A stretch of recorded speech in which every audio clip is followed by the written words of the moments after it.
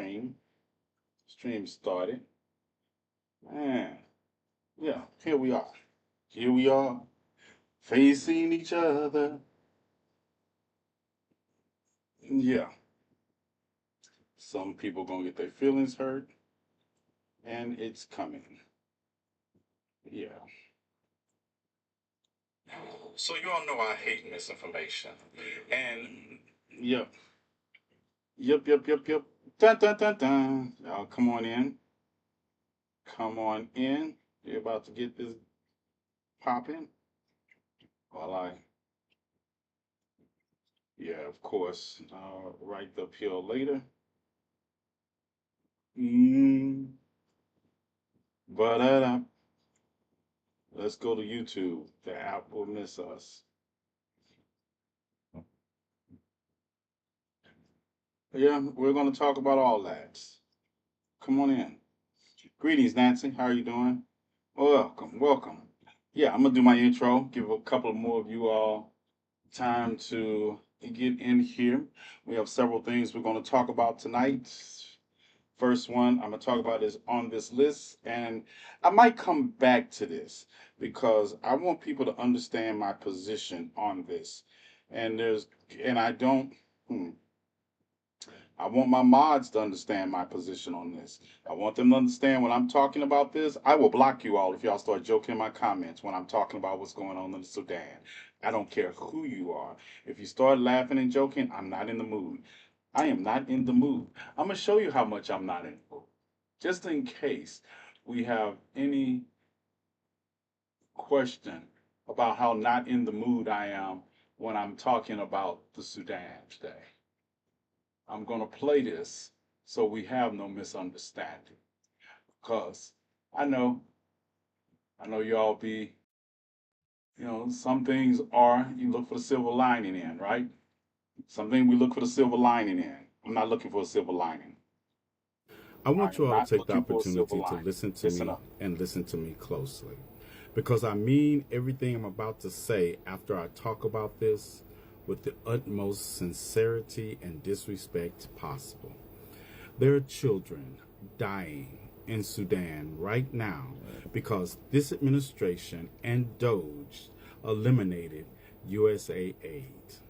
Sudan is being ravaged by a civil war because of Western and European greed, and children are the ones who are suffering. This administration's cuts and dismantling of USAID has had a deadly impact in the lives of children who were depending on those agencies just to be alive. While this country is welcoming white immigrants from South Africa because they say they're fleeing genocide, while putting Sudan, a country that is actually experiencing genocide, on a block list. So I mean this with the utmost disrespect possible. Listen to this All of part. you all who support this administration, supported this information, I don't care about your buyer's remorse. All of you all who are sitting back saying you all are doing nothing in the face of this administration's inhumanity, I say fuck you all. And I mean this with every fiber of my being. We are not friends. We cannot be friends in the future. And I say fuck you all. And this is a warning note to some of those people who associate with me and they always are finding something to joke about, trying to say the silver lining in this cloud.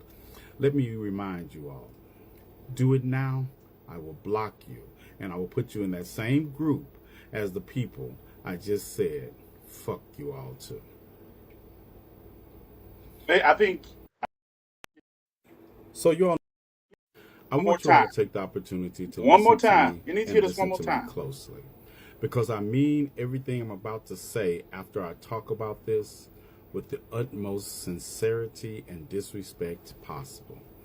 There are children dying in Sudan right now because this administration and Doge eliminated USA aid. Sudan is being ravaged by a civil war because of Western and European greed, and children are the ones who are suffering.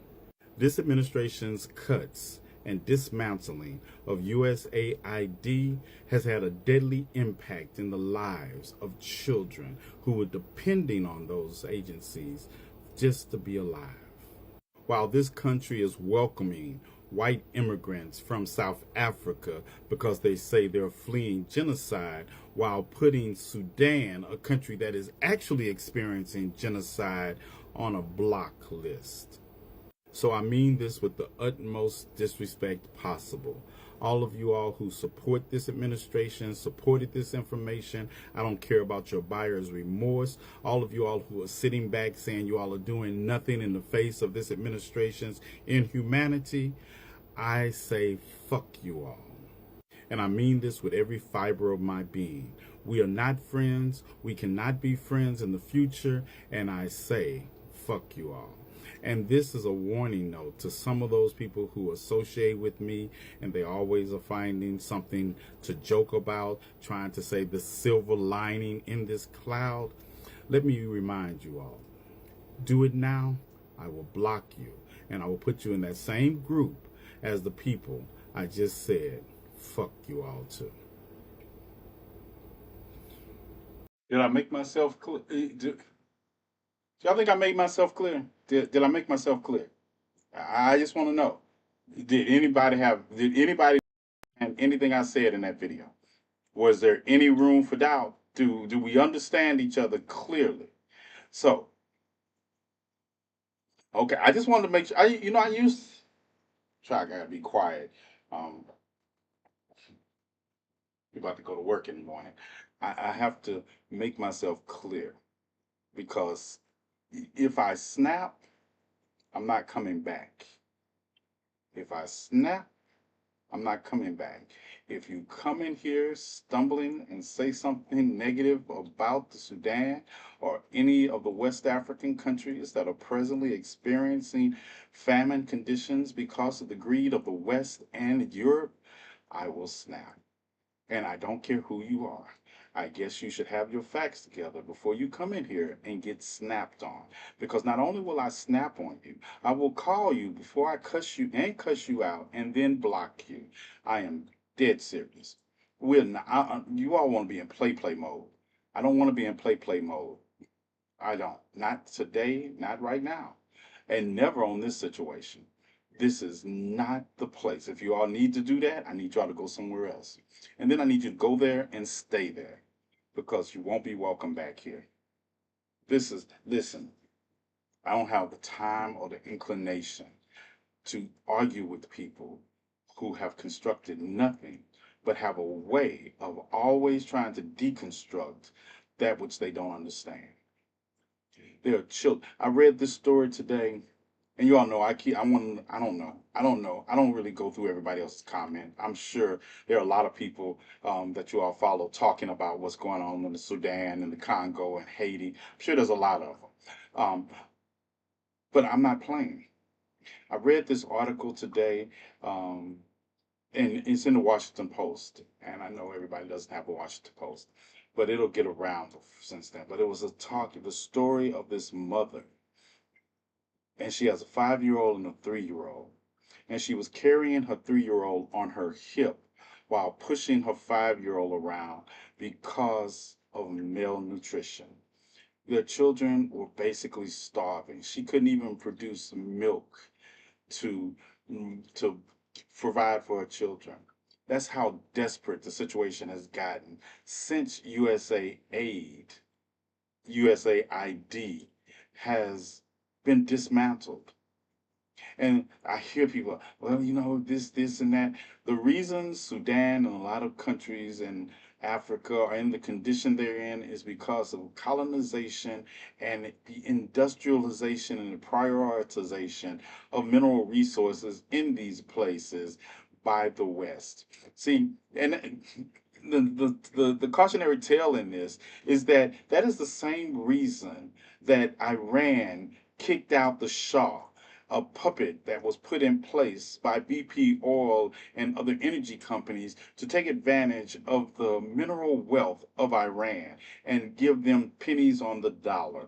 And that is why they took hostages, because you our government propped up a petty dictator that was exploiting his people while also profiting off of their suffering.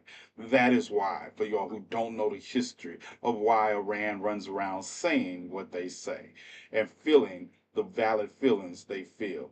And even inside all that, I still say this: they're not going to call and tell us anything just because we're black. All these stupid ass videos people are making, they feel that way because at the end of the day, where were we in 1978 for them? Yeah. So right now, children, USA Aid and USA Aid, if you follow me, you know USA Aid and Doctors Without Borders are two organizations I stand by. And now USA Aid is gone and Doctors Without Borders is doing the best they can, but you all will spend more time donating to a fictional bus than you will to people who are actually doing the work to help people. You all spend more time donating to a fictional bus account or somebody comes on here and flash some breasts than you do to really supporting the organization and the people that stand for what you say you stand for. Do I feel a certain kind of way right now? Yes, I do. If this offends you, I'm gonna tell you who is not going to lose any insomniatic sleep about it. That will be me.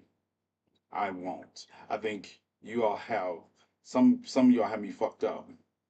Some of you all think that we do this for clicks and likes. I don't care if you like me or not. Yeah, anybody who anybody who knows me will tell you he doesn't care. He doesn't care. I don't work out for you all. I work out to stay in the fighting shape to punch a bitch in the face.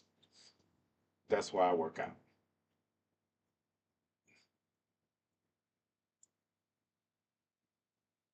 Yes, I know, Petra. I know. That's exactly. Are we on the radio? Oh shit. Yes, we are. How many times? How many violations did I just get? How many violations did I just get? Well, I'll figure it out later. The one thing they can't, they don't violate me more than $250. But amazingly, I can do that in one day. So I might as well keep cussing for the rest of the week, huh? But yeah. So yeah, yeah, violations, Nancy. I get FCC. I'm on the radio. The podcast is broadcasted. And it's only bad because it originates in the United States, even though my largest audience is outside the United States. It originates in the United States, so it's subject to FCC violations. Um, yeah, that's why. But at the end of the day, anybody who knows me knows we'll figure it out. I'll figure it out if I have to put a shiesty on and go into Rodeo Drive. I don't do yeah. I'm only halfway kidding. If you know me, you know that too. So that's what I want to start off. I wasn't planning to start off here, but after I finished reading that article, and I just realized not enough people are talking about the Sudan or the Congo or Haiti or any of the and all the countries around Sudan who are going to be impacted. We're talking about the Rwandan and the Democratic of Congo's peace agreement, but the Congo's biggest problem is the Congo is rival factions in the Congo fighting over resources for Western civilization and Europeans. That's why. It's why famines are ripping through these countries because their country's government is not interested in the people, just what they can scrape out of the ground and give to some Europeans or some American company. And they're fighting over the right to do that. And the people who are suffering are the 80% in the middle. And the majority of those are children. So when you say you don't care what goes on, you're telling me you don't care about the death of children. So you don't care. You don't care. So we are not friends. We're not friends. And if that it's not a line, and trust me, I don't draw lines in the sand. When I draw lines, I etch them in granite because you cross them at your own peril. I'm just so over. I'm just so over trying to have conversations with people who don't even have the same level of humanity as a slug, or in this case, a maggot. Yeah. It is. This is not play play. This is how I feel. So these are my lines, and that's the thing. I don't have very many of them, but the ones I do have, I have them in spades. And watching children, and I have, like I say, if you know me, you know I have friends in Doctors Without Borders that I've made over the years, and they're in different parts of the world, and we talk about what's going on the ground, and then I just get mad all over again. I get mad all over again because we donate to buses that we never see. We donate to people who tell you to cash at me because I'm in the Sudan or I'm in Gaza or I'm in these places, and they're going and that will help me buy groceries and willingly. But people come on and they tell you what's going on and they trying to do something, and you all act like they don't know what they're talking about. So there is that.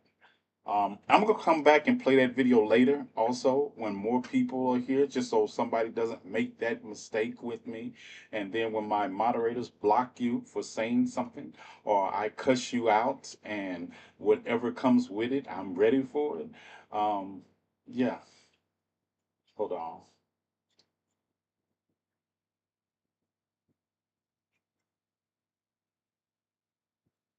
If it's any Olivia, if it concerns anything about anybody laughing, joking, or undermining or underscoring anything that's happening in the Congo, Sudan, Haiti, or with marginalized groups of people's children, yes, I don't care who they are.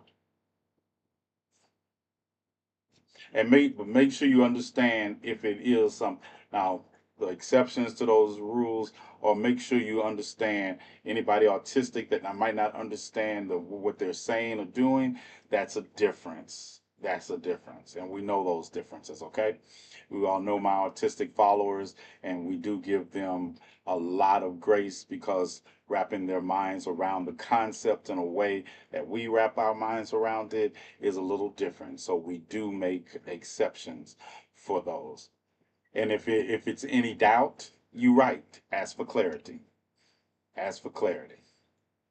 Now, everything else fine, but these issues are unnegotiable. They're non-negotiable issues. All right.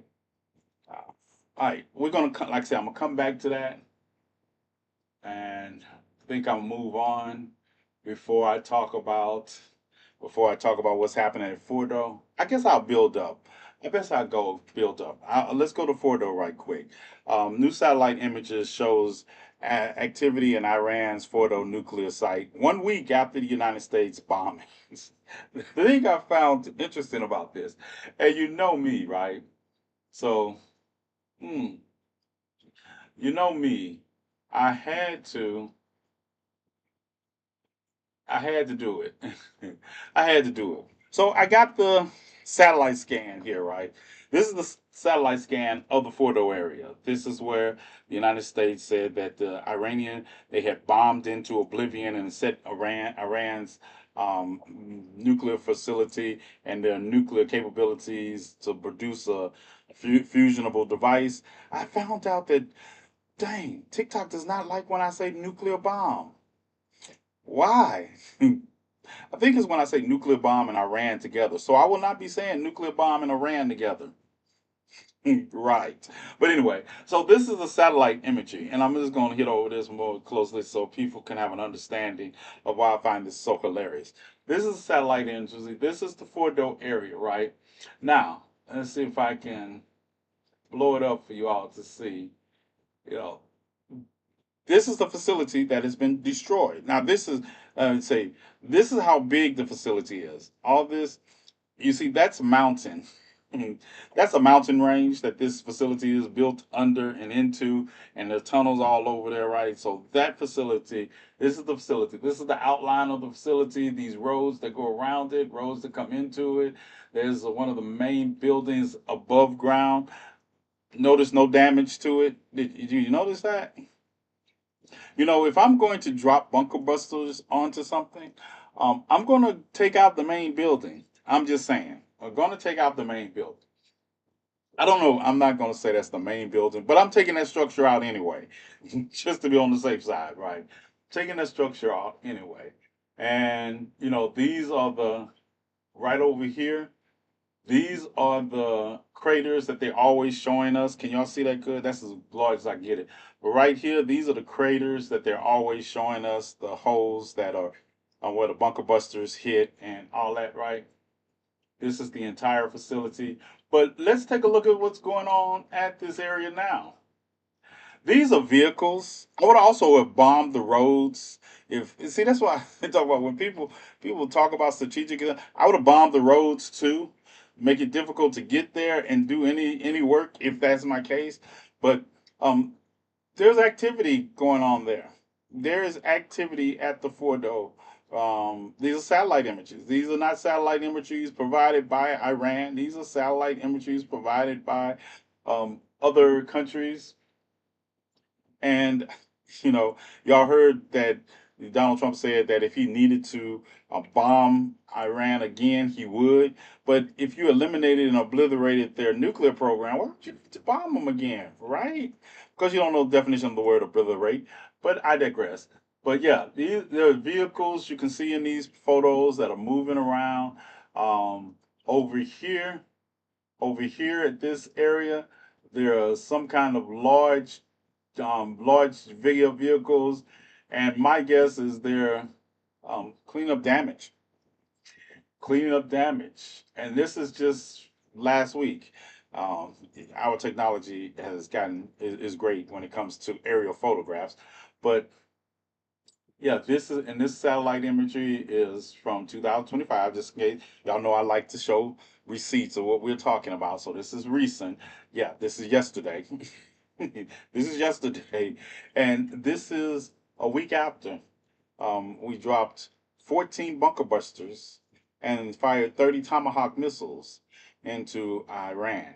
And at the main facility, or the facility we are told is the main facility, they're cleaning up. They're cleaning up.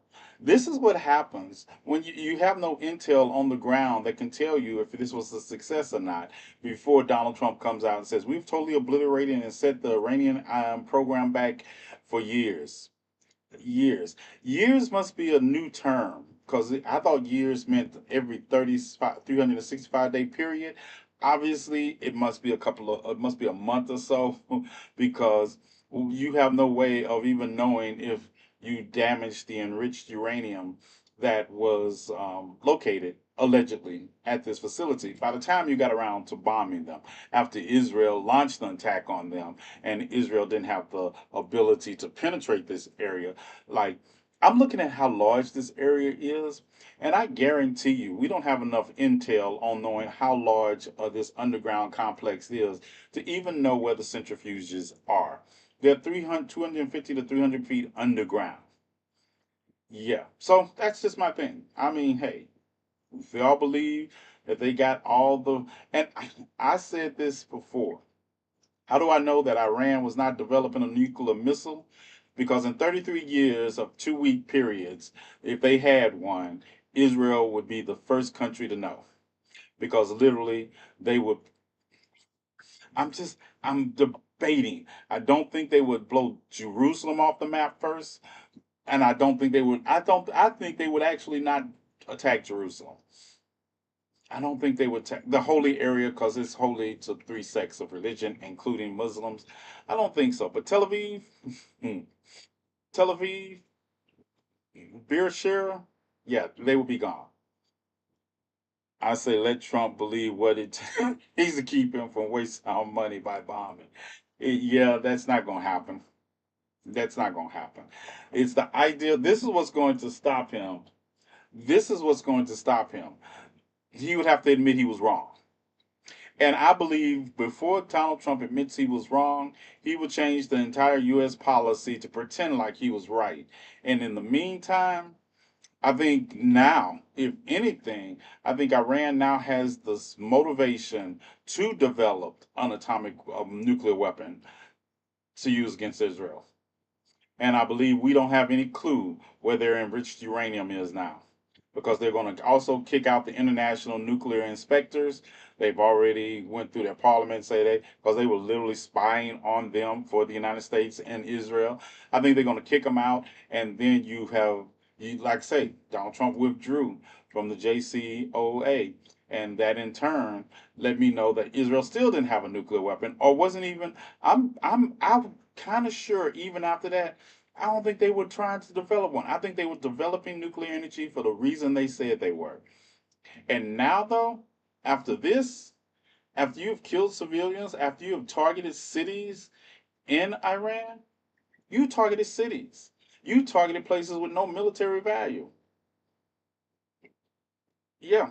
And now, if anything, what Israel has done is united the Iranian people in a way that they wasn't united before. They're probably, and they're, it's probably just the illusion of the enemy. It's like, if you all know, brothers, sisters, we can fight, we can argue. Nobody else better not get in it. But when somebody else gets in it, we'll put all that on hold because at the end of the day, that's just superficial compared to somebody trying to destroy all of us. Yeah, we'll put that on hold. You don't get to destroy my brothers and sisters. I do. That's my job. You kind of messed up. You unified us enough that now we're mad against you. So all that energy you would think you were looking at that we were fighting, no, you should have left us alone. We probably would have changed or did something. Something that could have happened. But when I was listening to the interviews by Al Jazeera, I know y'all don't like it, but when I was listening to them on the ground and talking to people, and they were like, yeah, that whole what happened, what is going on now in Iran makes the 1978-79 hostage situation um, palatable in reference. It doesn't. It doesn't look the same. That's why. Listen, when it reminds me of when Ronald Reagan told the Iranians, Iran, and you can look this up or you can go Google it.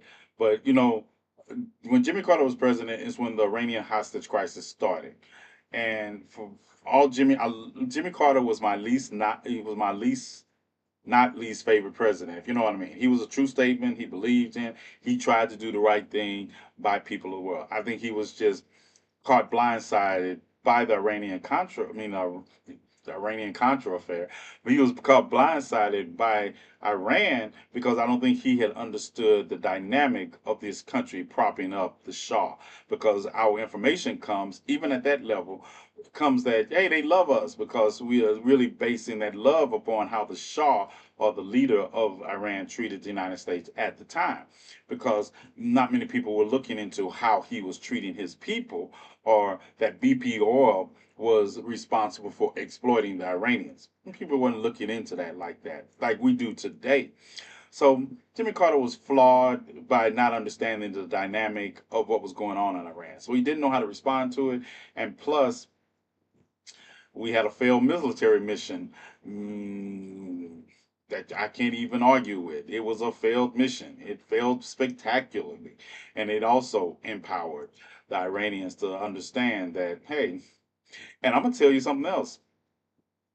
Without indicting the military, this was not the success they thought it would be. This is not the success that they were hoping it would be. Because when you can a week later get to the site that is supposed to be when you when a week later you can get to the site that is supposed to be obliterated, yeah, I don't think obliteration was the right word. When you can verify where this 420 kilograms of fissionable of uranium is, I don't think you can say success. I don't think you can say success. Yeah. So here is that. And like I said, I think we said it before. Some of y'all might have been here. If I was Iran, and I wanted to continue my nuclear program, I would, I would go with a ceasefire also, because obviously y'all don't have good enough intelligence in my country to prove where my enriched uranium is. I'm gonna tell you where it wasn't in those three craters. I'm gonna tell you where it wasn't. As a matter of fact, I'm gonna show you where it wasn't. Yeah, it wasn't right there. I guarantee you. I guarantee you. There is no uranium under those three holes, those craters right there. There's none. None at all. Yep. So I'm trying to get through this, even though I'm trying to get through this so we can uh, talk about some other things. So let me go to the next one. So any questions? Anybody have any questions they want to ask me about what I think or what is going on at the Fort? This is just the Fort Ord site. I have others, but I don't know if they're relevant because look at this. This is a mountain. Do y'all understand? This is a mountain range. These are mountains. And short of a nuclear bomb buster, I don't think you're going to do as much damage. Now, don't get me wrong. In flat areas, I think the bunker busters are amazing. I think they're amazing. But this is a mountain. And can you repeat everything you just said? I have questions regarding Iran, not the bombing, though. Another related story. Okay, put it, tag it. While you go through that question, I'm gonna answer it, but I'm gonna switch sides so we can get to the next topic. But go ahead, ask your question, and if it's historical, I will try to get to it. Cause yes, we got to talk about this. So while you get your question ready, I'm gonna go into the next story. This is the 14th Amendment to the Constitution of the United States. Did you hear a story regarding Iran having hacked Trump's emails? Yes, but I'm gonna tell you. I'm glad you asked that question. I'll take it this way. I don't believe Trump uses email enough for we to care what they hacked out of. He doesn't. He doesn't. Yeah. This is another thing. If if the Iranians are looking to leak personal information, things Trump might have said, or number one, Trump doesn't use email. I'm not. I'm convinced he doesn't. I'm convinced. Um, Yeah, I'm convinced he doesn't use it. He doesn't. He's not going to be on Signal because he doesn't know what Signal is. It's not something he's going to do. And plus, if you find some what in his email that is incriminating, if this country elected Donald Trump after he sag assaulted a woman in a dressing room, after he paid $134,000 to keep an affair with a corn star secret, they don't care. They don't care. Only Congress can make changes to the Constitution, right? Not the Supreme Court. No. Yeah, we're about to talk about this. I saw someone. I think Gracie, was that your question that you left on a post I made? But someone else said that, and we're going to talk about why that's problematic to understand when we just watched the Supreme Court. Now, let's first get into the Supreme Court decision from Friday. The Supreme Court decision did not totally address this, and that's why. But today, something happened that did bring me back to it. Now, the Supreme Court decision basically expanded the powers of the executive branch by saying that district court judges did not have the ability to basically check them. The injunctions that we have been getting since January the 20th have been at the hands of district court judges, putting injunctions against Donald Trump's executive orders. That's how we are getting the challenges that it was giving us to stay and all that. The Supreme Court's decision, which I think was also cowardly of them to make at the last minute when they don't come back into session until October, and that's because John Robertson is a bitch. Um, they don't come back into session until October, so all this stands, and they offered no clarity. That's one thing that Ketanji Brown Jackson was talking about. You all have offered no clarity on how to proceed with this. You just said this and you leave. You let Amy Colin Bryant, who shouldn't be able to write a Dr. Seuss book even, just write the majority opinion, and you all leave.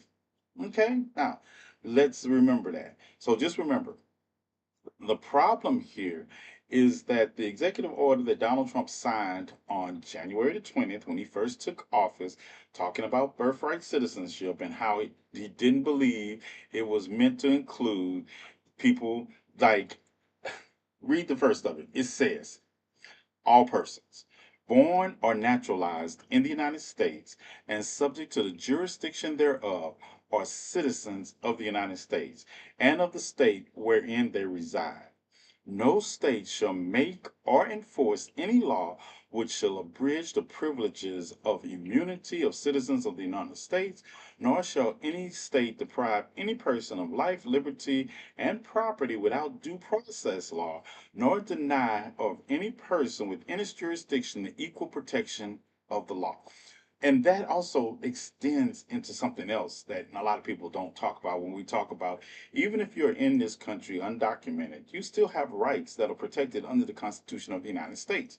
And I understand this is just the first section of the 14th Amendment. There are other sections dealing with Congress and state right, that. We're not talking about those because this is the section that they're talking about reinterpreting. Now, it shouldn't be a stretch. And I always ask libertarians that are, say they're libertarians and that's why they support Donald Trump. You can't be a libertarian if you believe the Constitution, because how do you argue with all persons born or naturalized in the United States? How do you even argue with that? So when you have that, that's like I say, I didn't make these words up. Y'all founding fathers made these words up. The founding fathers that you all revel so much that even though they were slave owners, you were fine with them. You say you're the ones going around here talking, not you all, but you know what I mean. MAGA supporters are going around here talking about the Constitution is infallible and the Second Amendment, Second Amendment, Second Amendment. Because they don't know there are 27 amendments in the Constitution and a whole lot of articles they never read, but they can talk about it. But how do you get around that? So this is what happened today. So Brad Rosenberg, you all know. I don't know if you remember Brad Rosenberg, but he's a whole piece of shit. He's the U.S. Attorney General for Pam Bondi. He I don't know. He's always under her skirt or on Donald Trump's glizzy, but he was in court today. Judge Deborah Brenton. Sorry, her last name just slipped my mind. But anyway, the judge today asked a straight question. She asked him, she said, because this also, the Supreme Court did put a suspension on Donald Trump's January 20th executive order for 30 days. So on July the 26th, that extension, I mean, that's suspension lapses. So the judge asked him, is it your position that on the 26th, you all are going to start deporting babies that were born in this country to undocumented individuals? Is raise Listen, this raises an interesting question for me. And first, we're going to deal with the ones I think we all have, and I'm going to throw one at you that you might not see coming. So, all persons born and naturalized in the United States and subject to the jurisdiction thereof are citizens of the United States. It didn't say who your mother, father was. It says if you were born in the United States, that's on soil. That is on soil. And I'm going to say this also. You understand that our military bases outside the United States are also on soil? If you were born on a military base outside the United States, there's an argument to be made you were born on U.S. soil because military bases, embassies of this country around the world are considered under the United States jurisdiction. Just thought I'd throw that out there. Keep that in mind. So, the judge asked him direct question, and he told the judge that's a hypothetical, and I don't deal with hypotheticals because we are literally working right now on various departments, writing policies about how to. So the judge gave him to Tuesday to get back here with an answer. But this is the thing. The thing is, when you literally look at the executive order that Donald Trump signed on the 20th, and I think if you've been here, I've gone over all the executive orders that have had any substantial bearing. There's some I don't go over, even though I read all of them. In the executive order, matter of fact, I do have the executive order, but I'll bring it up over here because the way I have, dun, dun, dun, let's scroll down to it. Mm-hmm.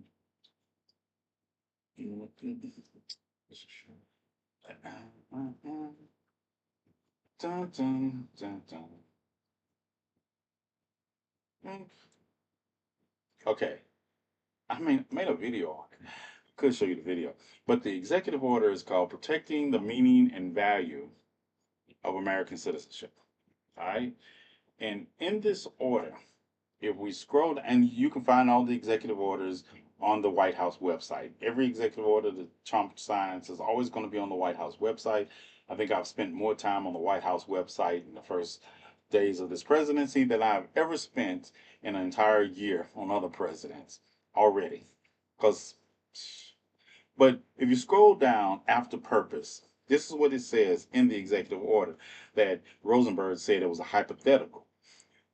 But the 14th Amendment has never been interpreted to extend citizenship universally to everybody born within the United States. That's the challenge. That's how they're going to. They're saying that the executive order, they're saying that this, the 14th Amendment, that says all persons born or naturalized in the United States and subject to the jurisdiction thereof are citizens of the United States and the state they reside in. This But the 14th Amendment has never been interpreted to extend citizenship universally to everybody born within the United States. Now, I know, understand this. Side note, I think I've talked to you all about this before because once you all start allowing executive orders, the thing about this is that Donald Trump can institute this executive order, start deporting people. It will take yeah, but the Supreme Court did say that you could file mass claims, right? You can file an enjoined mass lawsuit, right? And that doesn't say it will stop it. That just say you might get some protection under that mass lawsuit until it's worked out. Who who's going to listen to this? And this is one of the parts I was going to throw at you all. Who's going to put themselves on the line when you're for a child that you're trying to deport? How do you stop that? How do you stop that? The parents that are undocumented, you think they're going to stop it? They're going to be deported also. They're going to be deported also. And this is the thing. Even if the Supreme Court decides next year, if they decide next year, unless an emergency hearing comes up, which there should be a no-brainer. The Supreme Court, there's no reason the Supreme Court should allow this just by the wording alone. It shouldn't, and that's why I couldn't understand why the Supreme Court just didn't make a decision on the basic merits of the 14th Amendment also. You could have expanded its power and made a document that said, hey, but you can't deport children born in this country. You could have done that too. Why they didn't is my question. I don't know why. I don't know why, except they are going to allow him to deport some children of that were born in this country until such time as they step back in. And that could be thousands of children and their families that could be deported by the time the Supreme Court steps back in. And then what's going to happen? The same thing happened in other cases. Well, we can't get them back. They're in another country. We don't know where they are. We can't get them back. That is a problem. That is the problem that Katanji Brown and Sotomayor were talking about. What is the remedy when this becomes a problem? What is the remedy after the fact? That's like the death penalty. If you rush to give somebody a lethal injection and then you find out you were wrong, there is no coming back from that. That's why no matter what I feel, that I that there's no coming back for that. I leave that one out before I get another violation, and I'm already on a watch list. So, don't they call those children the dreamers? No, children. The dreamers are the older set. See, that's another thing. That's a good question, Rain. Dreamers are the older set. That's the ones that we always hear about that were born in this country. They've been in this country for 12, 13, 14 years. They came as children, right? But I'm wondering, I can make an argument that this executive order has a lifespan. So how far does this executive, are we going from here going forward, from the 20th going forward? All children born in this country after the 20th of January 2025, is it retroactive? We don't have those answers. I don't have those answers. And that is a problem also. That's why the Supreme Court should have, because your question, why did you just stop at the dreamers? You don't just stop at the dreamers. Go back to all the way back to what the original 14th Amendment did. Because I think a lot of people, that's why I say, this is why black people sitting out talking about this doesn't affect us, really has me like, I'm past in my feelings now. We're not friends. This is why. Because at the end of the day, how far retroactive are you going to make this if that executive order becomes carry out? How far? And people, before anybody say, "Well, he would never go back that far," did you think who had this on their bingo card for 2025? Who had it on their bingo card that a president will write an executive order challenging birthright citizenship, and a Supreme Court would say, "Hey, logistic judges don't have the ability to form an injunction. We're not going to talk about it right now because it hasn't got to us. And in the meantime, we're going to expand your presidential power, and you can basically do what you want to by fiat until such time as we weigh in on it, or an appeals court. Don't also Circuit Court of Appeals are not included in the district court judge's order. Just thought I'd put that out there too. I don't, but it was in the back of my mind because nothing surprises me with them. It was in the back of your mind, but at the time you still didn't have it on your bingo card for 2025. And that's what I'm talking about. I'm not talking about just this administration, but who would have thought that we would be listening? I thought the constitutional amendment we would challenge would be the Second Amendment. Democrats, which is stupid asses, I thought that would be the constitutional amendment you all would challenge and define what a militia was in the right to bear arms category. But no, because Democrats are weak ass motherfuckers and they have not done that. This did I just say though? Ooh, unviolatable. Ugh. Hmm. Yeah. How you doing, GCPR? Are y'all all right? I blame Reese. Um, Listen. So when you get to the point that this administration, whether you like it or not, they are generally successful with their agenda. Because I think a lot of things they're not successful with are not part of their agenda. Those are just red herrings. But the red herrings they are important. So you got to be able to cover both of them. But at the end of the day, how far back this go? Because need I remind you all that the 14th Amendment just didn't entitle formerly enslaved people to the right to be here, but anybody who was in the country at that time that was born here. There were Chinese people that were here, that were born here, and they became citizens because of the railroad situation. There were a lot of people that became citizens because of the 14th Amendment, and some of them were closer to citizenship than formerly enslaved people. And there's another thing, because y'all know my problem with the nationally recognized holiday of we were free master on June 19th. That's what I call it. You don't like it, I don't care.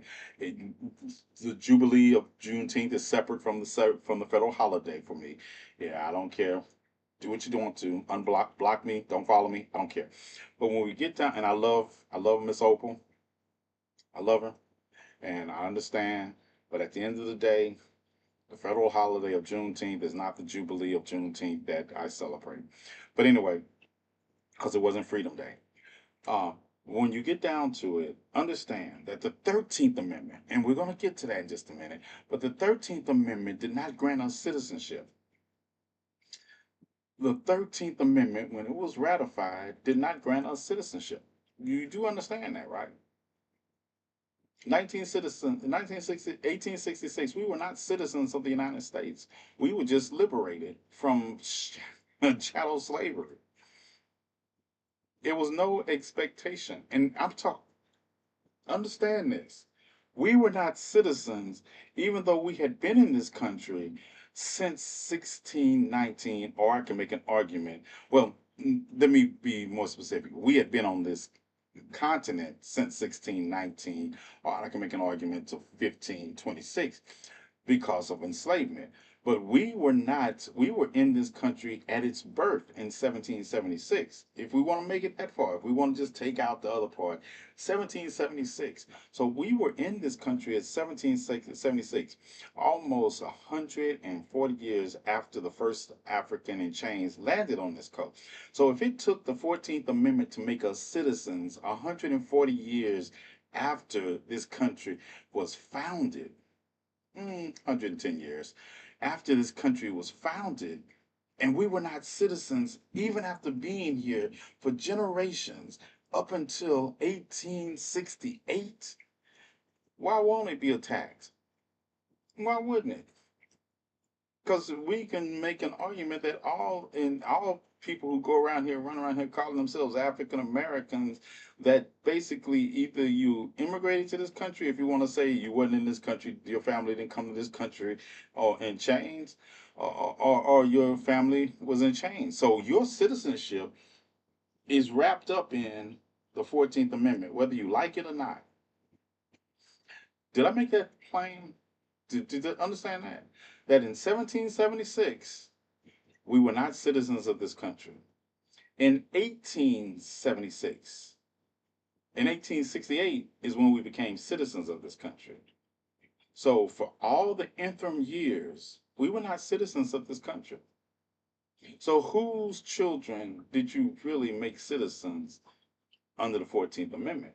And if you undo this part where all persons born or naturalized in the United States and subject to the jurisdiction thereof are citizens of the United States, if we undo that or we start to watch it unravel in the slightest, why aren't black people included? Somebody make it make sense. Why aren't we included? Nah, Is it is it an is it an upside down portion of the Twilight Zone argument? Yes. But where are we right now?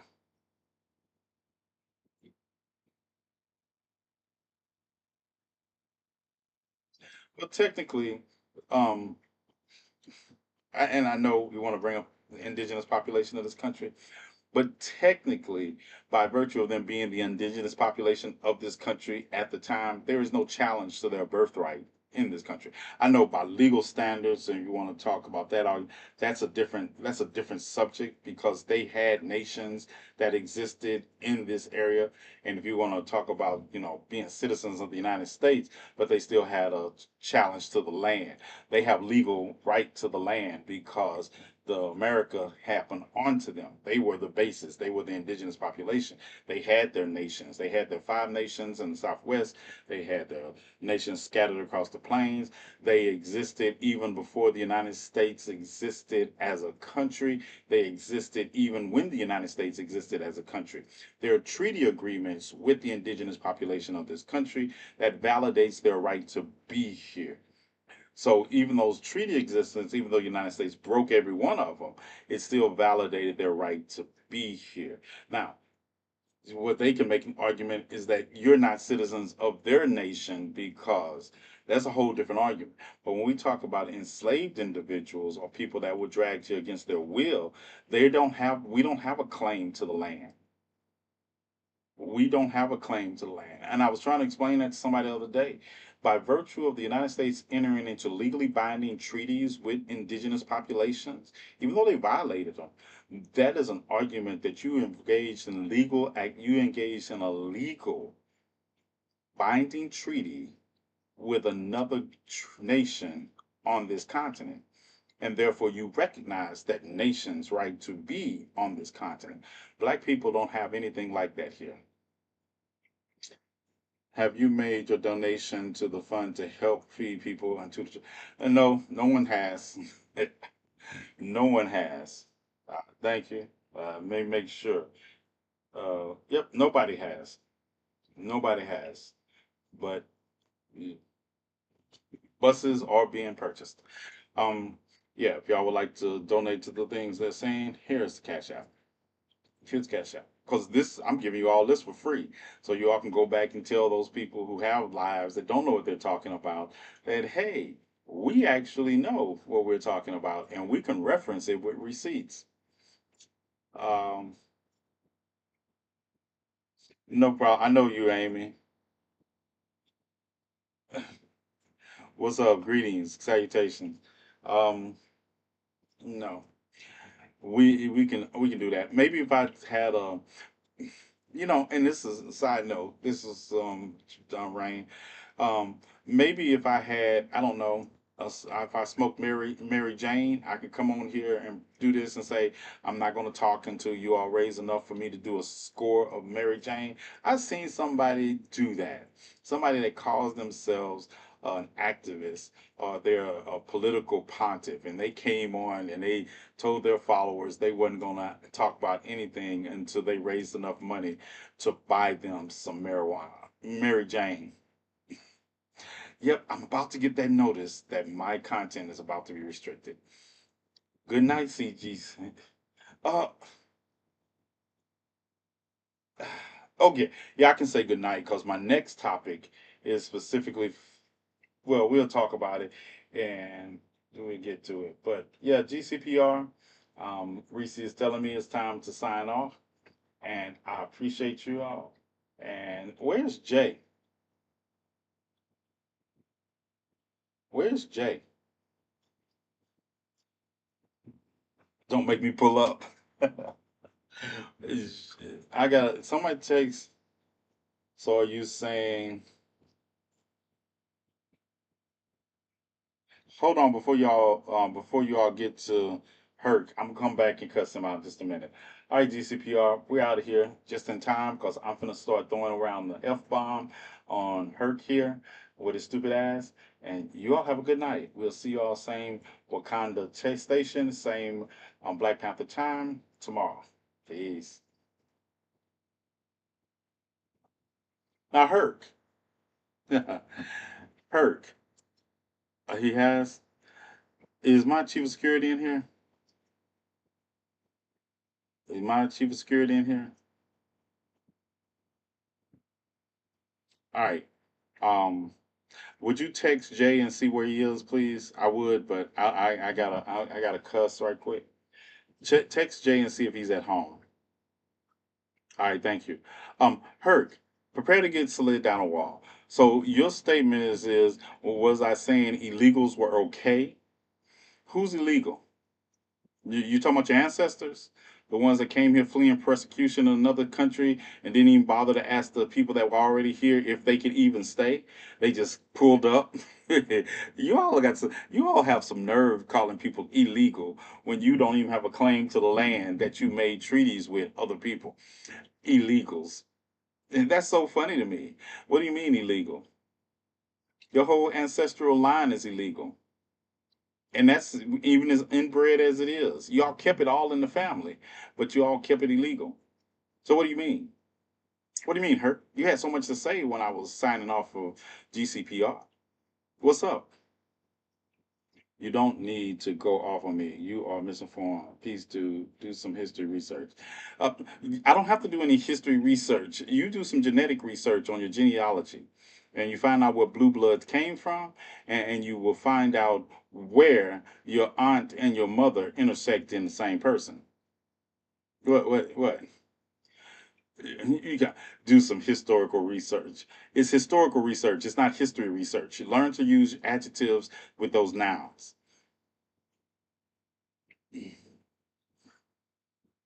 You're funny, but seriously misinformed. But your mama dresses you funny, and she's your aunt too. Yeah, when your dad, yeah, you and your dad, you have the same eyes that your grandfather had because the recessive gene just got passed on. Yeah. You stumble into this live behind your digital mask and you want to say things like do some historical research, but I challenge you to meet me at the last university I taught at, even though I was there. Say the dude with the oh, there we go. The dude with the dyed red beard. You think this red beard affects my brain cells? At least I have some. And I guarantee you I have more than your entire family line has. See, you couldn't debate me on the facts of what I was talking about. So you went to the low hanging fruit, my red beard. You know, your mama likes it, and your daddy likes it too. If you really want to be serious about it, they both bottoms. What's the problem?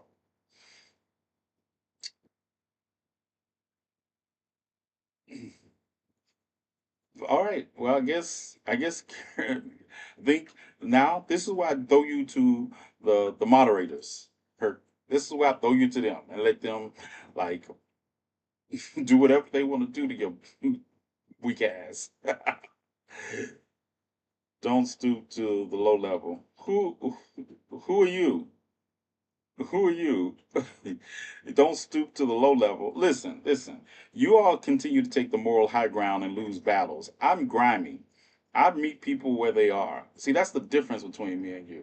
You all believe in taking the high road. Yeah, in 400 years, y'all been taking the high road and wonder why y'all haven't moved anywhere. Y'all keep taking the high road. I don't give a fuck. Let me tell you something, right?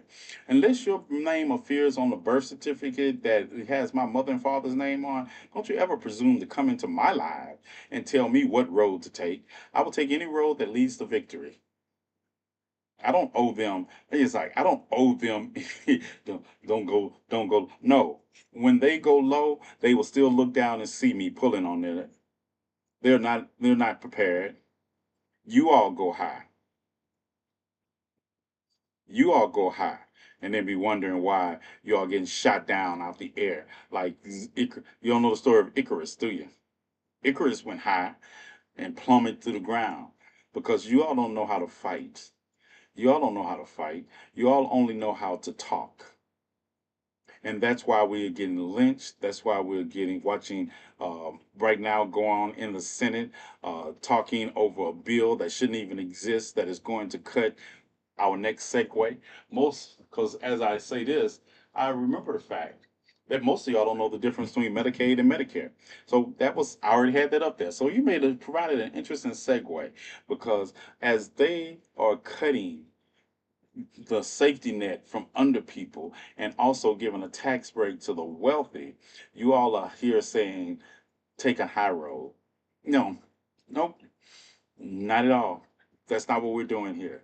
We're not taking the high road. If y'all got to take the high road, you and Michelle Obama go hang out. Even Michelle Obama don't take the high road anymore. Even Michelle Obama doesn't take the high road.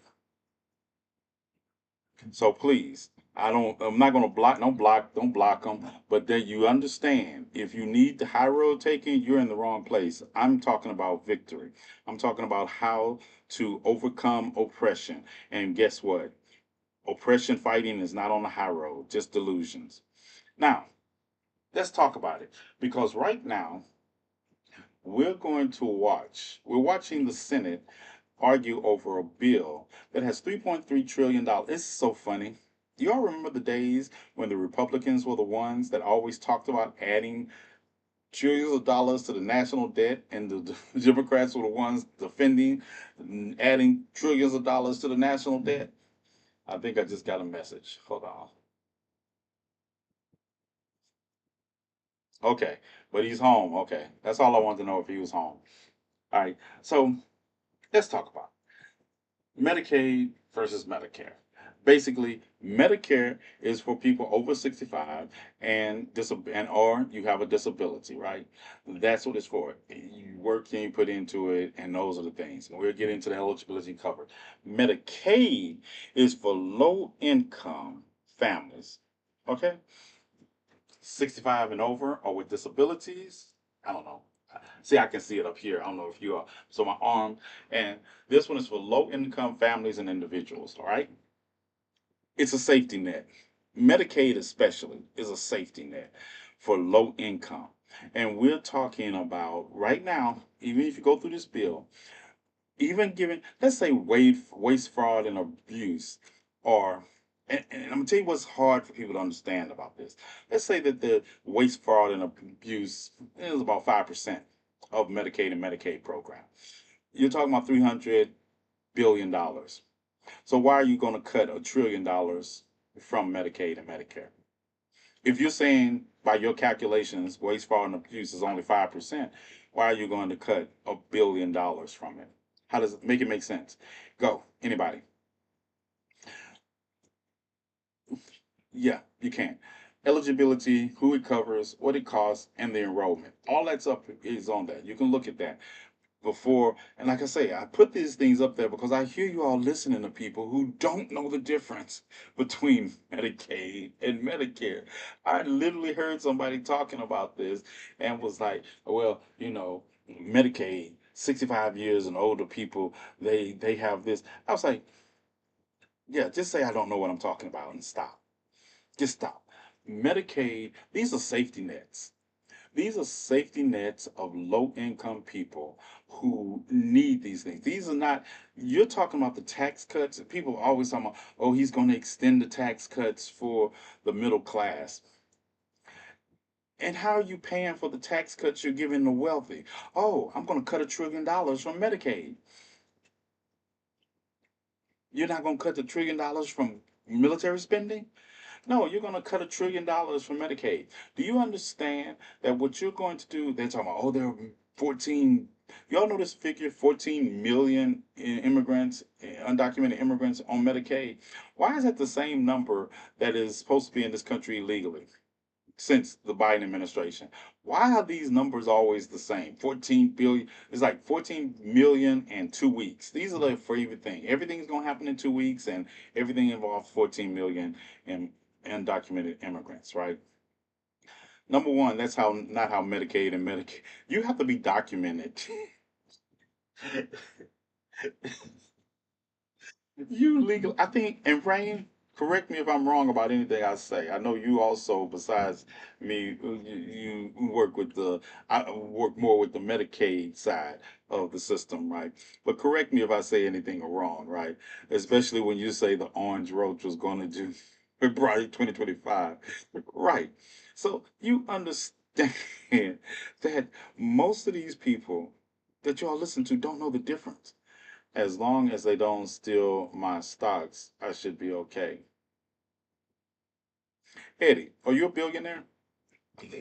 My bad.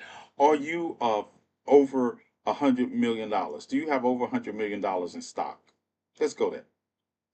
Let's go there, Eddie. As long as my stocks go up and the bill is no threat.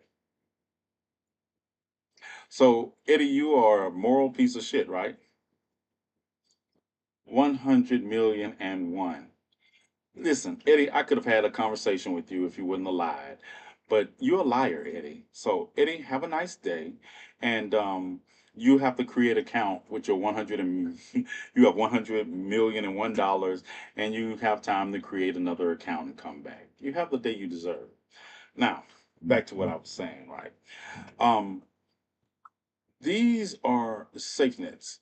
And you all remember, if you watch Donald Trump on the campaign trail, you said he said it over and over again.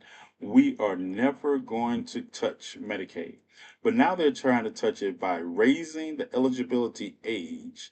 I'm sorry, work requirement age. And you all know Social Security retirement age is going up next year, also, right? Just thought I'd let y'all know. Retirement age is going up next year. But raising the work, do you understand that in the next 10 years, there are going to be 14 million people that are not going to be eligible for Medicaid? Damn, I was going to ask Eddie from Lion King to play my house.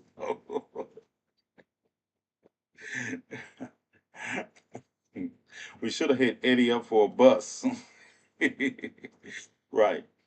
You might be thinking of the MCOs, which is the companies who run Medicaid, and he's right. Now, also, maybe I also need to say this, right?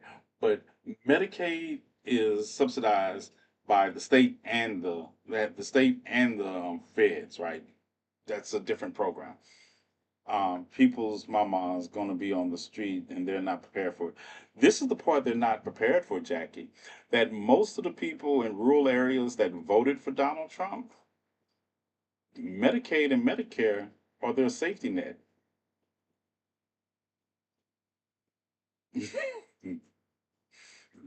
In Iowa, we provide only and low total care. The state insurance for kids only is hockey.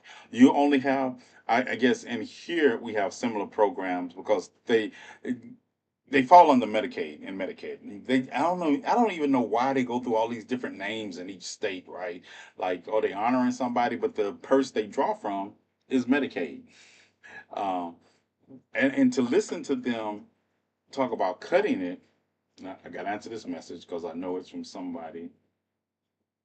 Breaking news. Hold on. Explosions rock current. Local reports say two drones were shot down over the city. Tragically blasted international implicated at least one security officer. What?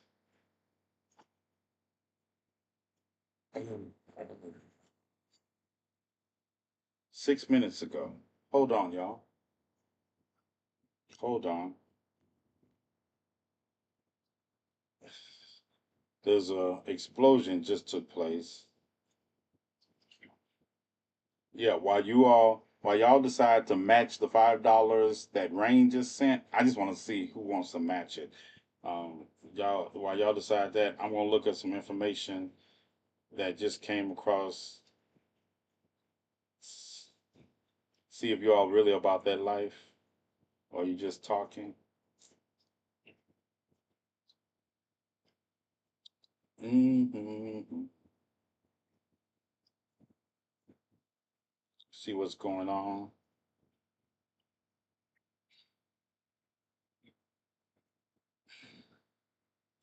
All right. Rockets hit the airport. Two injured military strike zone. Two rockets hit the military section of the Kirkland Airport, and it's in Iran, Iraq. It's in Iraq for those who don't know. Injuring two personnel. A third rocket struck a house in the city, causing damage. No group has claimed responsibility yet.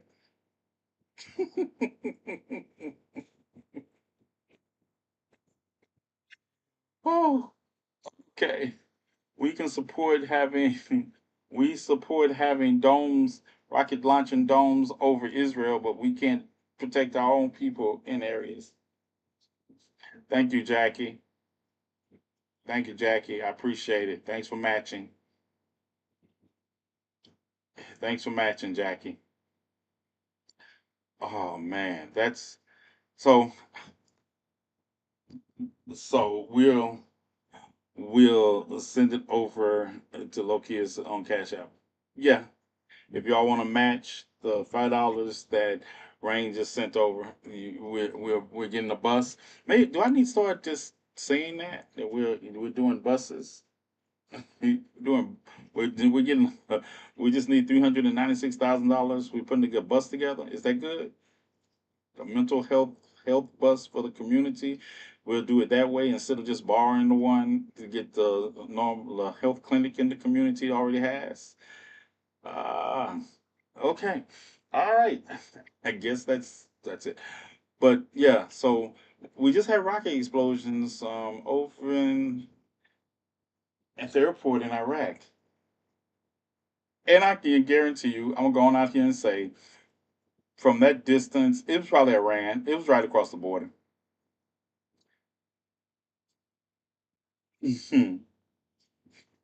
Type train. Yeah, I guarantee you, because it's right across the border.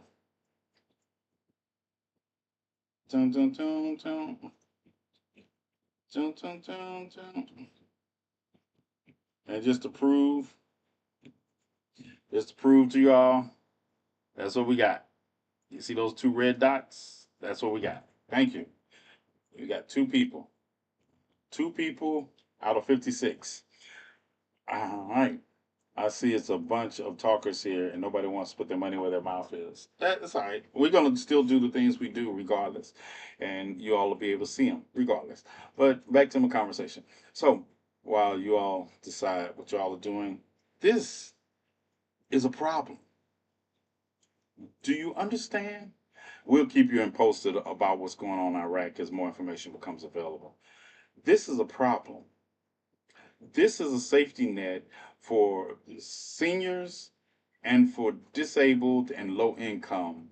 This is literally why I tell you this country does not have universal health care. No matter what people tell you about the Affordable Health Care Act, we have universal access to insurance. This is a safety net that needs to be in place for low income. Listen, how do you think children of low income parents that can't afford insurance, how do they treat their kids? Do you understand? more kids are on Medicaid. So when you start talking about Medicaid restrictions, and by 2024, that we're talking about restrictions, I mean, by 2030, we're talking about 1 in 5 people being removed from the Medicaid rolls. Vicks Vapor Rub and prayers. Right. You understand that? That's what we're talking about. We're talking about basically, you're talking about justifying, you're talking about justifying cutting $1 trillion from Medicaid spending while also simultaneously adding anywhere between $3 and $5 trillion to the national debt over the next 10 years. For just this is just this year's budget. Understand that. We're not talking about this is not the budget plan reconciliation plan for the Trump presidency. This is just for this year. This is this year's plan. Not to mention they're already nitpicking what they cover in. Let's not even get. We haven't even got to that recent cutting programs like Impact that help with heat. Right, we already see that happening in Alabama. I don't think people realize that these programs do so much. And then to understand that rural countries, these rural country bumpkins, these rural maggots, don't understand how they're going to be deeply impacted by this. You understand? We probably are going to start losing rural hospitals. Thank you, Chief of Security.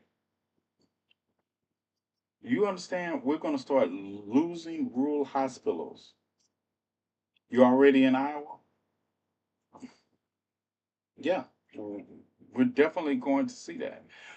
It's not an if and a but about it. There is none. Children are going. We're already watching the. I don't know if your areas where if you all had summer programs with schools through the Department of Education would provide meals during the summer for children because if they're not in school, they wasn't getting a hot meal. Has those programs been cut out? The free lunch and summer programs? Yes, been cut out. I got it, Chief of Security. Thank you. My kid's school does this. She gets free breakfast and lunch during camp. Yeah, but we're watching those programs. Those programs were administered by guess who? The Department of Education. And you're going to cut the budget of the Department of Education, and then you're going to also try to eliminate the Department of Education. Where's that funding going to? But I'm gonna tell you what they're not going to lose is because they're going to move it to another agency, even though they're cutting the Department of Education. They're going to move student loan debt to the Treasury Department. They're not going to let that go, but they're going to let go of the free lunch program. They're not going to find a way to try to keep that going. They're not. You deal with the fact that these programs are in place for a reason. But instead of, you can finance these programs by cutting $1 trillion from military spending. You didn't even have to cut. You could cut $800 billion from military spending, and still we would still have the number one military in the world. And he expanded the school vouchers for large income, so they plan. Right. Greetings, Lady Black Belt. Greetings. So that is the reality of where we are. That is the reality. When we talk about when we talk about people not understanding, that's why I made that video. Y'all gonna see the video again before we leave. But that's why I made that video. I made that video because I want you to understand we are not Meals on Wheels, man. To understand, as somebody who works with those who happen to be homeless and providing meals, that's what your money goes to, by the way, helping us provide meals for those. We don't have, listen, we don't have resources like we used to have access to. If you're going to do something, if you want to, and I'm sure a lot of you all in your own communities help, and you all have been to the shelters, and you've been, and you will hold on tight. Y'all know what time it is. I know y'all can hear it.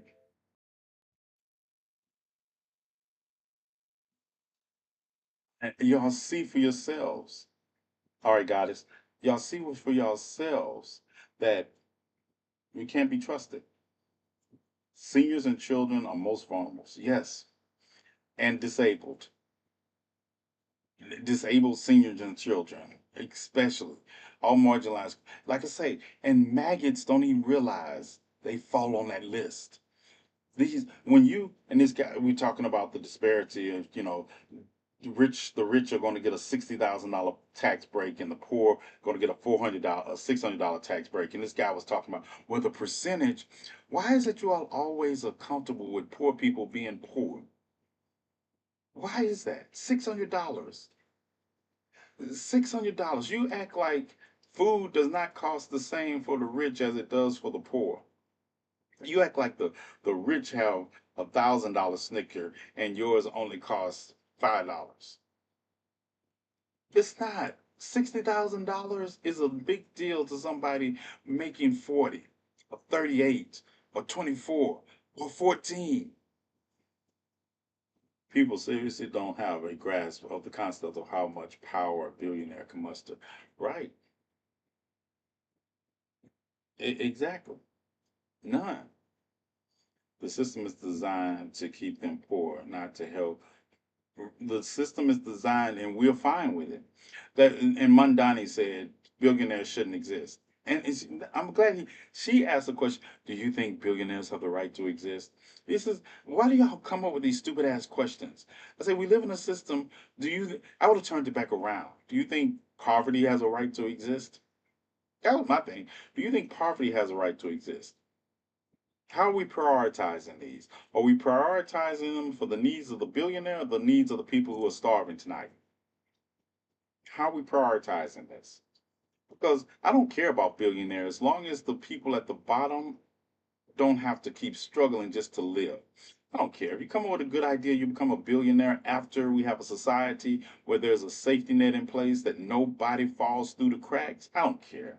I'm not going to sit here and argue with you all about that. But at the end of the day, I'm going to not allow billionaires until such time as our society has a safety net that has free education, free health care, freedom from hunger, and free universal education.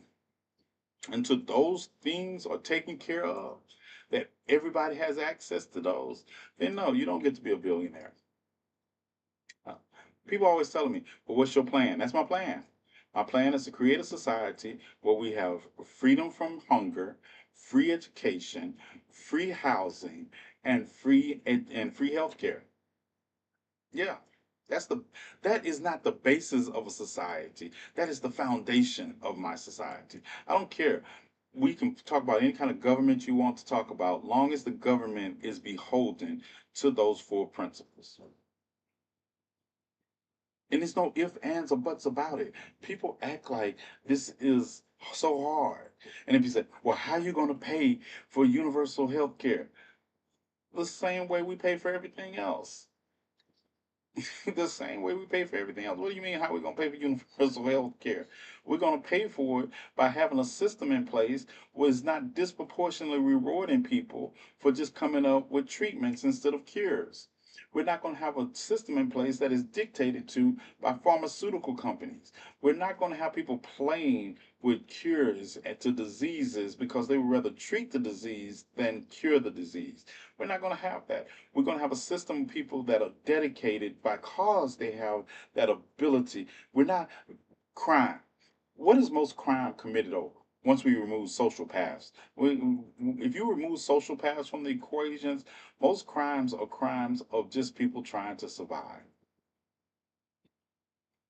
Greed, we can really cut that out.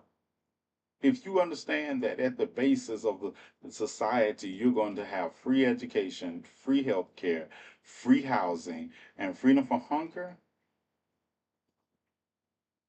yeah, You ain't got to steal for it. You ain't got to fight for it. You ain't got to make a decision to say, do I pay for food or medication tomorrow?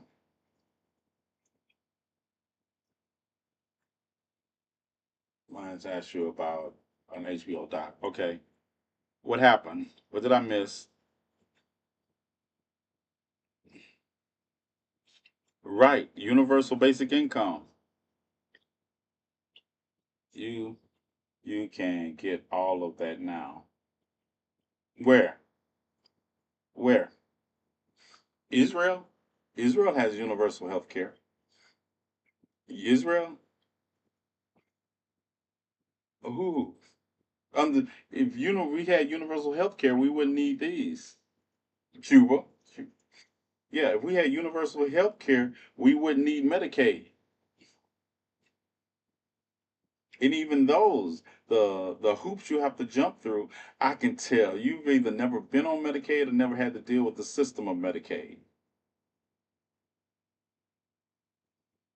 You never had to deal with that system. What country you live in, Doc? What country? Are you another rich person that come in here and won't even donate to the cash out for this free education?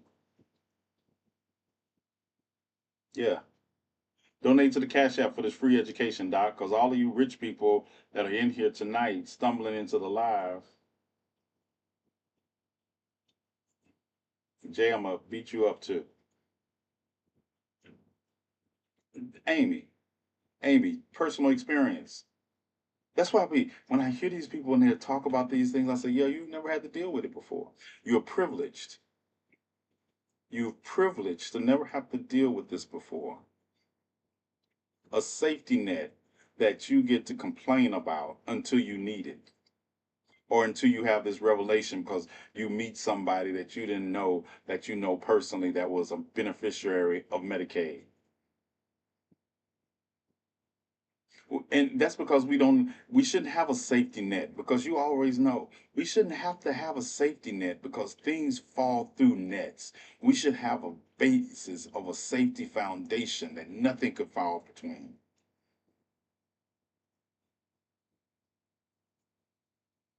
Nothing can fall between. But alas, this is where we are. This is where we are. Oh, okay. Yeah, yeah. Y'all know I'm about to get out of here. I got to go keep up with what's going on the Senate floor. It's frustrating me so many times. I make less than $10 over the limit for me and my daughter. Right. And people be wondering why people quit their jobs to get on Medicaid. Because you make the threshold such that if I work, I'm not going to make enough to take care of my daughter's health care because I'm in a gray area. Instead of saying, let's change the requirements, no, you say, well, this is the requirement. You make this much, you're not entitled to it. And then in that gap space lives what? You think $10 is going to be the difference between my daughter's health care and my house, my bills? Make it make sense. Make it make sense.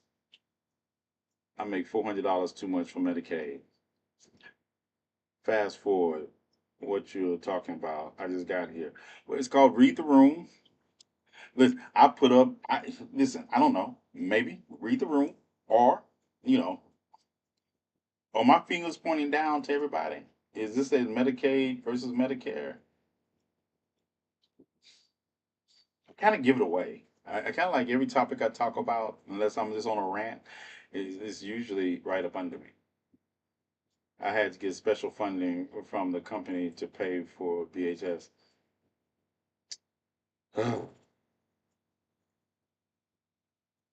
It should too, and doesn't have to be this way. Yeah, it doesn't. But we continue to live in a system that continues to reward people for the most egregious things while the middle class and the poor suffer. We reward people that, and I've always noticed this. Have you noticed this? That the rich always seem to the rich always get free meals when they go somewhere. They'll go somewhere, celebrity or somebody, they'll show up and they'll be like, oh, this meal is on me. They can afford the meal. There's somebody outside that can't afford to eat, and you never think about feeding them. But somebody walks in your establishment, work for over $100 million, and you give them free food. Make it make sense. And then we get bent out of shape when we talk about the top 1% should pay their share. What's wrong with that? We eat ramen noodles and hot dogs thinking about what about tomorrow. Right. And I hate ramen noodles. And I'm tell you, so y'all know, y'all follow me on the journey of what we do, and you'll see we're talking to people. We're talking to people that are literally homeless. We're talking to people that are literally homeless to no fault of their own. I tell people, most of y'all don't realize you're one medical situation away from homelessness. You don't know how many people that we help and talk to that they're there because of medical expenses. And not even their own sometimes. A child or a family or their wife or their husband. Y'all are one medical emergency away from being homeless. And you all don't want universal health care. You don't require your government to have universal health care. You're not requiring your government to provide maternity care for more than a couple of days after the woman has a child. But yet and still, you all love children, don't you? They love the children, but you don't love the mothers. You don't love a system that takes care of the children. You just love the idea of more children being born. And I know what it's like to be homeless because I was out there 3 times. Goddess, every day, every day. It's a privilege to not understand these problems. It's a privilege. That's why I tell you every day I choose violence. Because until I'm being violent to them, they don't understand. When I'm on the phone with the vet administration, they will give you the runarounds literally until you say, "I will show up down there. What's up? What do you? I know the address. I'll be there in a minute." "Oh, Mr. Fairley, let's talk about we can do this and we can get this done." Because if I show up, I'm choosing violence when I get there, and it's amazing. It's amazing how people, when you tell them that I listen, maybe we need to talk this over in person. Their whole attitude change. If you could have did that in the first place, why didn't you just do that in the first place? Why? And then the way I watch people talk to people that happen to be homeless, way I watch these bureaucrats handle them so grimy and greasy, like they're just subhuman. Yeah, that's why I act the way I do. That's why I act the way I do. That's why I treat them the way I do. Because I want them to understand these people have an advocate, and this advocate will wreck your world. Because all you have to do is push a couple of buttons. Push a couple of buttons, sign couple of pieces of paper to get this veteran the benefits they're entitled to get this mother who is pregnant the benefits she's entitled to. Yeah, all you have to do, you sitting there wanting to play with me on the phone? No, it's just the homeless. I have a friend that makes it's just the homeless. Expand that. I mean, what does that mean? What are we talking about? It's just the homeless. I have a friend that makes $150,000 a year that lives. I don't know what it says after live. He pays 50% in taxes, pays 3,000 in rent. At the end of the day, he has 200. I have a friend that makes $150,000 a year that pays 50% in taxes. Lie. You lie. Lie. What? Even New York is not a 50% tax rate. He pays 50% in taxes, pays 3,000. A lie.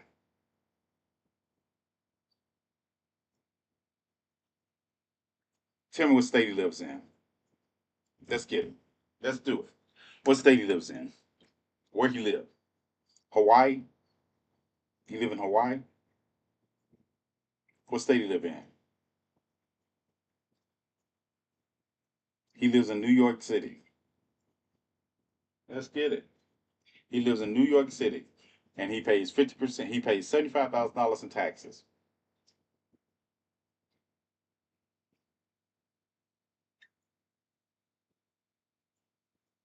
He paid $75,000 in taxes. Why? Why? Jay,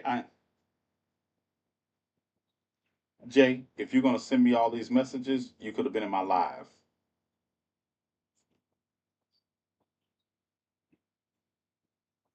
Listen, 50% in taxes. Mm, mm, mm, mm, mm.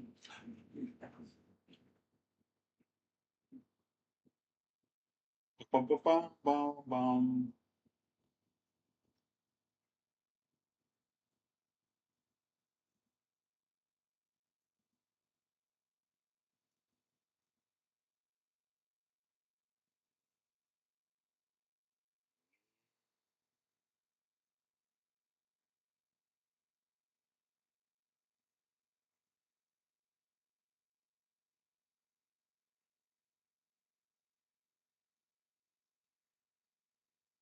Hold that thought. Hold that thought. hmm Feeling nothing. Can y'all read that? Can you read that?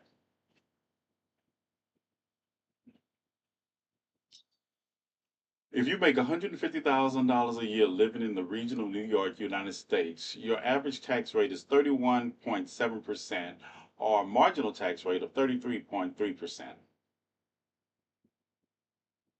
Y'all know Google's free, right? So if your friend is paying 50% in taxes, that's not it's not a salary rate then. What? That's just what rate is that? What you said New York, right? You said New York. Your friend doesn't pay 50% in taxes. Google isn't everything's friend. I'm just saying. I'm just saying.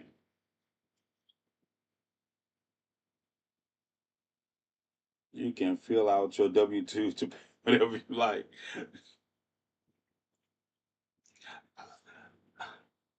That means your net pay will be about $102,000 per year. $102,000 per year. And let me tell you something. This is not even a family tax rate. I wanted the individual tax rate. This is the individual tax rate. This is not a. This man has no deductibles except himself. I was very specific. So I'm just assuming your friend has no children and no deductibles. He is lying because the rent in New York is just as high as California too. Like I said,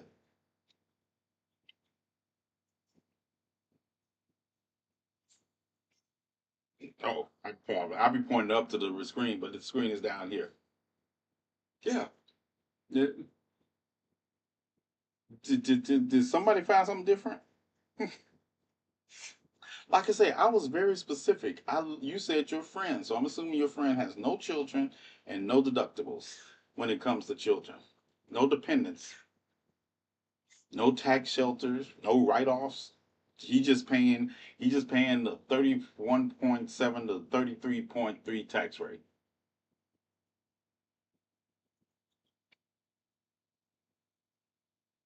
Did he leave? He left. Did they leave? I'm just saying.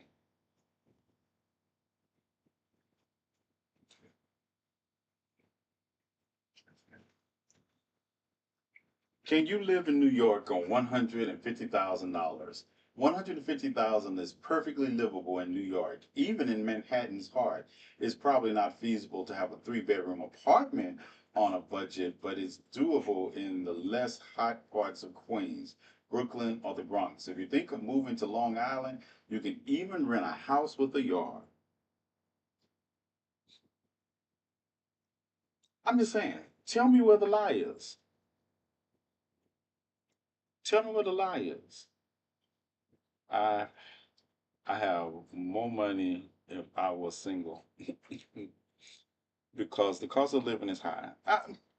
Like I say, these are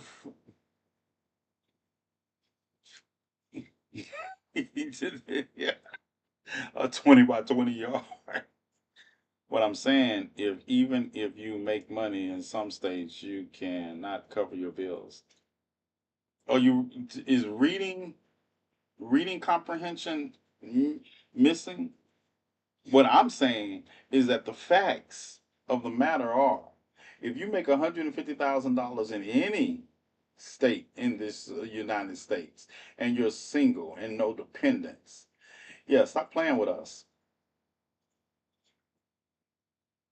No, no, I want him to defend his thesis because I'm defending mine. I'm putting the facts on the board for you. Can y'all read this? Is it too small? Do I need to enlarge it?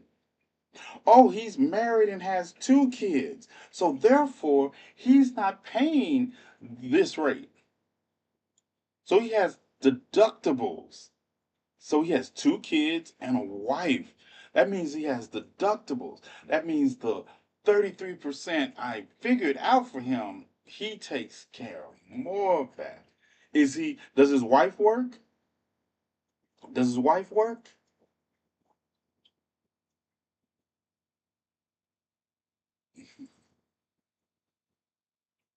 Because if his wife, I'm just saying what he has told me. He's told you a lie. He's told you a lie. He's not paying more in taxes because he has dependents. See, let me explain. Everybody knows how taxes work. That pay taxes, that gets a W-2 at the end of the year, and they fill out their W-4 before they get their job, and they talk about the deductibles they want. Y'all do understand how that works, right? So he filled out his W-4. He filled out his tax forms about his deductibles and all that. So based on that, that adjusts the rate you pay in taxes. I know, it's hard, it's hard. So when you said he pays 50% in taxes, that's a lie because he wouldn't pay that even if he was single.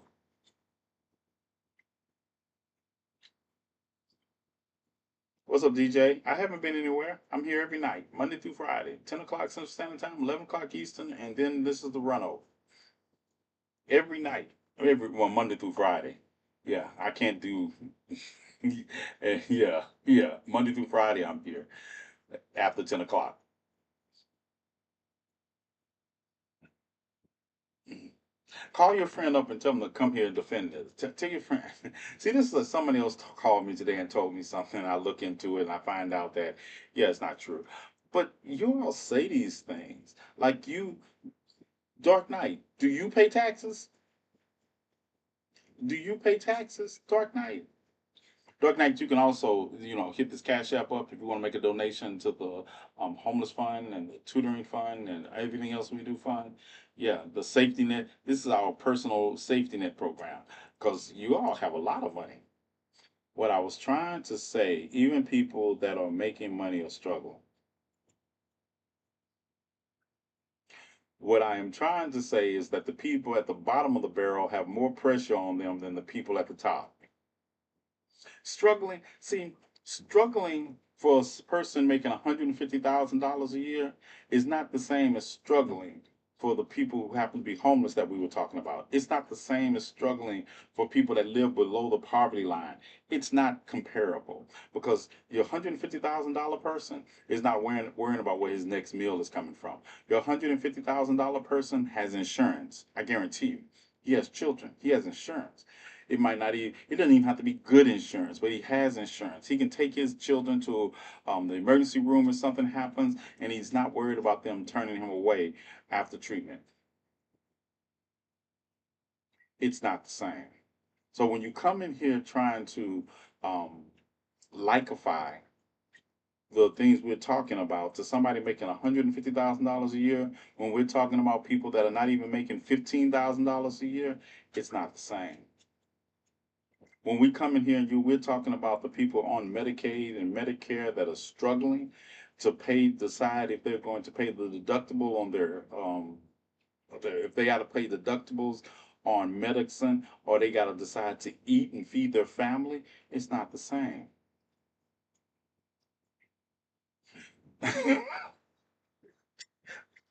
Care with Olivia. I can between Olivia and Reese, I can't sometimes. His friend is on that bus. No, I'm not trying to say. I'm saying people that are making money are also complaining. Jeff Bezos is complaining that his wedding, some of his wedding plans didn't go right this weekend. You think I care? You say complaining. I'm not talking about complaining. There are narcissists that complain all the time. I'm talking about struggle. I'm talking about how this country is presently, or how I'm presently watching the Senate of our country debate a bill that gives tax breaks to the rich while cutting safety net programs out from under the poor. Boo fucking boo. What is he struggling with? What is your friend making $150,000 struggling with? What is he struggling with? Let's play your stupid little game for a minute. What is he struggling with? Is his kid or his kids? Did they get some new? Oh, maybe his kids didn't get as many dolls for Christmas as they would like. Maybe. What is he struggling with? What is he complaining to you about? The country club payment that he's no longer able to make?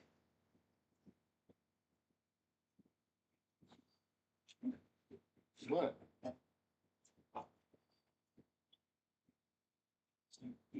That's the point. If people that were That's the point. If people that make money are complaining, what are people that are?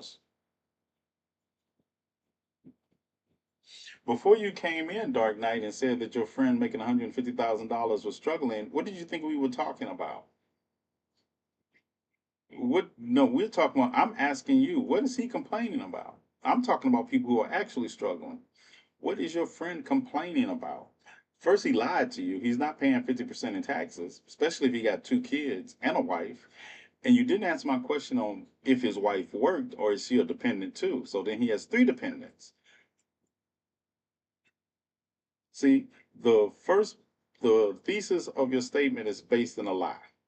He's not paying 50% taxes. He's not paying $75,000 on a $150,000 income in taxes. So how are you basing this conversation about your friend on a lie? He makes money and sees the price different. He makes money and I see they price different. Huh? Let's try that one again. I didn't understand. Try that again. He makes money and is seeing the price difference. Oh, okay. Yeah, I was confused there for me. What is he struggling with? You still haven't answered my question. Let's talk about his struggles. Let's center him for a moment. Yeah, because I like centering people that make $150,000 a year. Let's center him for a moment. What is he struggling with? What? You sound like you need a cheaper apartment. No, his Mercedes payment. But I want to know what he's struggling with. We're here to help your friend making $150,000. We're going to help him.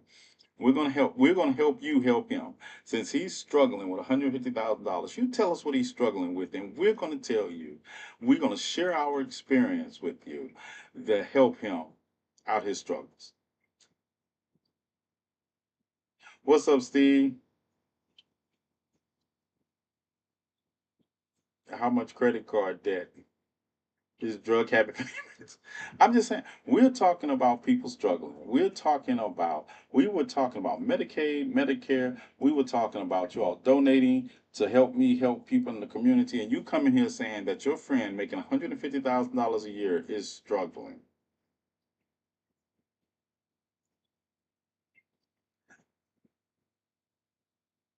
What's up, Steve? Steve, Well, I don't know. I meant to text you and ask you something, but I am.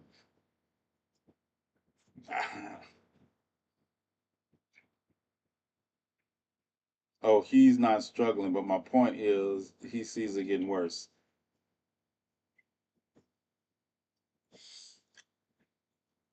Excuse me. Excuse me. No, I was wondering if you did that because I didn't see it and I just didn't want to ask. I didn't know if you changed your mind or not. Listen, listen, Dark Knight. I want you all to tell me, y'all. It's 48 of y'all in here that have been listening to this conversation back and forth. Did I misrepresent Dark Knight's words when he said, did I misrepresent his words? Didn't he say his friend was struggling? Or was that me? Did he say his friend was struggling with $150,000 a year and paying 50% in taxes? Okay, I'm just making sure. I'm just making sure it's not me.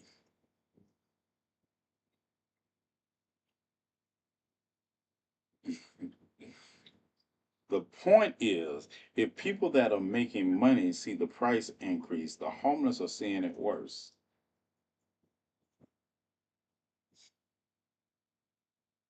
Am I on crack?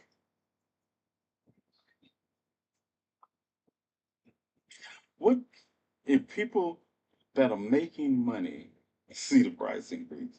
I'm asking you about struggle. Foot in mouth. I'm asking about struggle. You said, do I have to scroll back through these comments and find your initial comment? Because that's not what you said. I'm the only one not getting dark. I'm not getting your point. I'm not getting your point because we don't have to make $150,000 a year to see the struggle of those who happen to be homeless. I'm sorry for if I used the wrong word. Okay, now we're making progress. Your friend is not struggling. So, hence, your friend is not the center of the conversation. Your friend is not the center of the conversation. The center of the conversation are the people who are struggling. And that's what we were talking about. See, if I go back, dun dun dun, you go back. So your friend is not on Medicaid or Medicare. See, this is what was up when you came in. Your friend is not on Medicaid or Medicare, right? What I was talking about is a Congress that is presently debating the idea of wiping out $1 trillion from Medicaid and Medicare over the next 10 years, wiping 14 million people off of Medicaid and Medicare over the next 10 years, removing a safety net from people who barely get by. That's what we're talking about.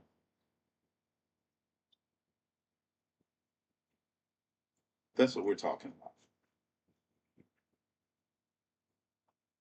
You gone, Rain? All right. See you later. Who just left? Oh, who said they were gonna go to bed?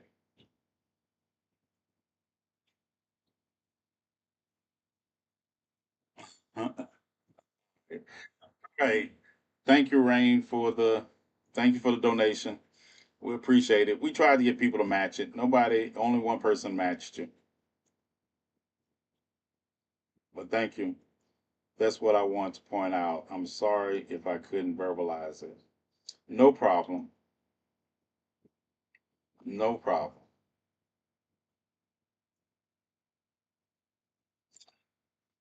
We all need a nap.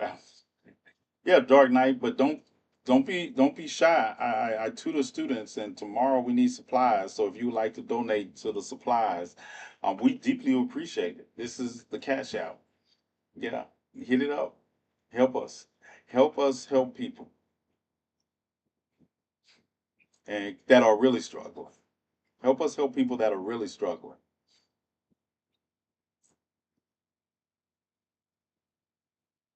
Your income, my guy. He got a friend that makes $150,000. He has a friend that makes $150,000. All my friends that made $150,000, we were slanging. I mean, hypothetically speaking, and I don't slang anymore. But I'm serious. Might need to go back to doing something. I never slung in the first place. If you know me, you know I was an enforcer. I was an enforcer. I didn't slang in the first place because I'm not a salesman. I am I, I'm not a salesman. Obviously, I'm not a good salesman. I can barely get people to help me um, help those who have to be homeless. I guess I need a spokesman. I need a spokesman. Somebody with breasts, maybe. Maybe y'all can do the fundraising. I'll just do the work. I'm not a salesman that sells itself. That's true. But I'm gonna tell you, I like the enforcing better anyway. Yeah, I didn't have time. I get annoyed with people coming up to me and asking me all the time. I used to watch my guys and I'd be watching them because that's what I do. I watch and I shoot. But I'd be watching them. I'd be like, nah, I get tired. I don't like to haggle. I'm not haggling. I'm not doing anything that I don't really want you talking to me, interrupting me while I'm reading my comic book when I was out there. Like, no. Because when I get involved, that usually is a whole different conversation. So I'm going to go ahead and be nice for once. That's one strike for Dark Knight. But he can't pay his way out the strike because, like I said, if it takes that to get donations for my kids and those who happen to be homeless, we'll do that. We'll do that. And like I say, you help those who are actually struggling. Help me help those who actually struggle. Don't tell me that. Don't tell me that. No, Dark Knight is over 18. Dark Knight is at least in his 30s. You'll help me? Here's the cash app. Feel free. Like I say, your friend makes $150,000, so that makes you make a good income too. Let me see. I'm looking to see.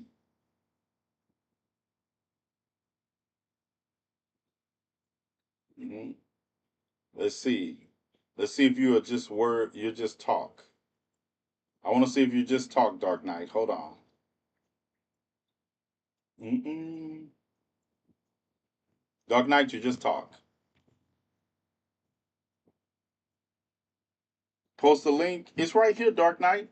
Here's my Cash App right here. Right here. LOKIUS 2473. He says post the link and it's that's it. It's right here. And it's right there.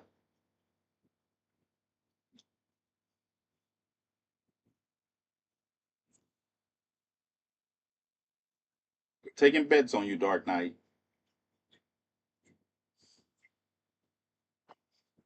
Yeah, taking bets on you, Dark Knight. Um, or anybody else, like I say, anybody else that wants to match, I only see have. It's pinned in the comment section. You see it now? Even I can see it, and I have no glasses on. I'm going to stay right. I'm going to say, "Now you've been here long." Yeah, uh, we're gonna let Dark Knight decide to end this one. So you see it now, Dark Knight. You see it pinned in the comment section. Moderator pinned it there for you. Yeah, I want to see.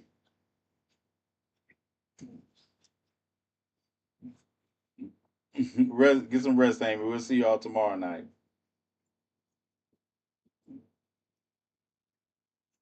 I see another Houdini.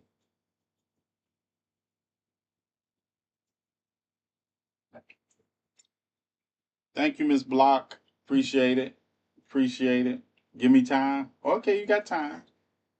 While you getting time, I still want to know where did the money from the imaginary bus went to. Me too. Yeah, me too. I still want to know where that bus money at. I want to know where them fans at. And while Dark Knight gets itself together, real quick, listen. Let me say this about y'all heard y'all saw what happened to Beyonce in Houston with the car tilting, right? It's listen here, Dark Knight. It's LOKIUS. Hashtag LOKIUS. You listen, you can't miss it unless you're trying to, because they don't posted it in there. They posted it in there for you. They posted it up there. Everybody else see it. LOKIUS 2473. So if you see KIUS 2473, all you got to do is add LOK in front of it. But it's pent. It's literally pent in front of you, Dark Knight. Stop playing with us, Dark Knight. You playing. You playing. All right. I'm going to be pent. It's going to be pent in the comment section too. Yeah. All right.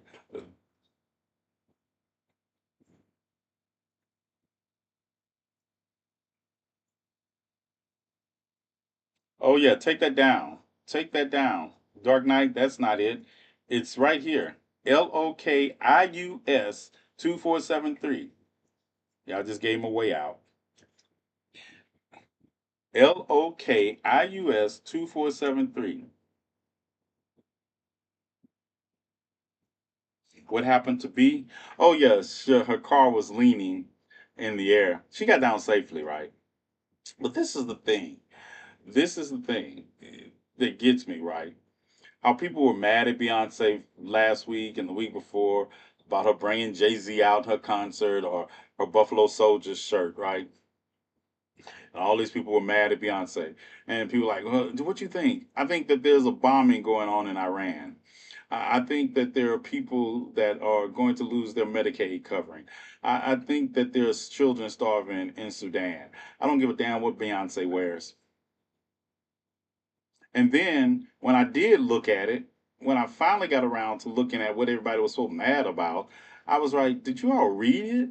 Did you read the book? That's another thing. When people be arguing and saying things, and I know they haven't read the book and they don't know what they're talking about, because then they take things out of context that have contextual meaning to why the shirt said that. And I'd be like, you all just want to be mad. You all just want to be mad. And then this is the thing. You want to be mad and talk about like the Buffalo Soldiers. I'm gonna talk about it because I actually know the history of the Buffalo Soldiers. And you talk about, oh, they did this and they were doing this. They were formerly enslaved people that worked for the government. Do we really want to talk about what some of you all's families have done in the name of the government? Do you all really want to talk about that? Do you really want to talk about people who have served in the name of government and their government is guilty of atrocities? And this is the thing that gets me when I saw people that were talking about the Buffalo Soldiers and not acknowledging that what they had been through also, but they were mad at them for carrying out the governments. And I'd be like, y'all never served in the military? Because some of y'all served in the military, right? Some of y'all served in the military. He better send something. We waited. Yeah, we just proving a point. Some people are all talking, no action. But then I was reading another article where people are mad at Venus and Serena Williams. And not for the reasons I'm mad at Serena, but they're saying they're mad at Venus and Serena Williams for partnering with Elon Musk. Number one, they didn't partner with Elon Musk. They're broadcasting their podcast like anybody else can do on the X platform. And I was like, all these black people talking about they mad at the Williams sisters for broadcasting their podcast on X. Did they go and delete their accounts on X when Elon Musk took over? I'm waiting. All these people that have Facebook accounts, did you all delete your Facebook accounts? We're literally here on TikTok, a Chinese owned company, and you all are mad that Venus and Serena are using a platform because last I checked, no black people owned a platform with a larger reach as X, TikTok, Facebook, Instagram, or places or YouTube where you can put podcasts at. And you are saying that they partnered with Elon Musk because they're on his app. And it's an app that that technically he owns, and I could break the ownership down better for you all. But you are mad at Venus and Serena, but did you go and delete your own accounts from all these social media platforms? I knew he was going to be like Houdini and disappear. Yeah.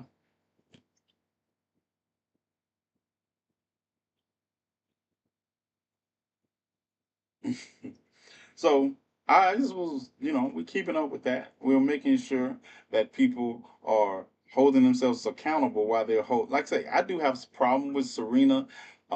Some of the things she's done and said that might be that caused me pause, but it's not because she decided to broadcast her and her sister's podcast on X platform. And I just be looking at these people and I be like, is it crack? Are you all on crack?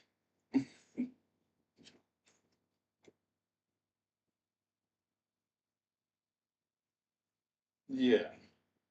All right, got that.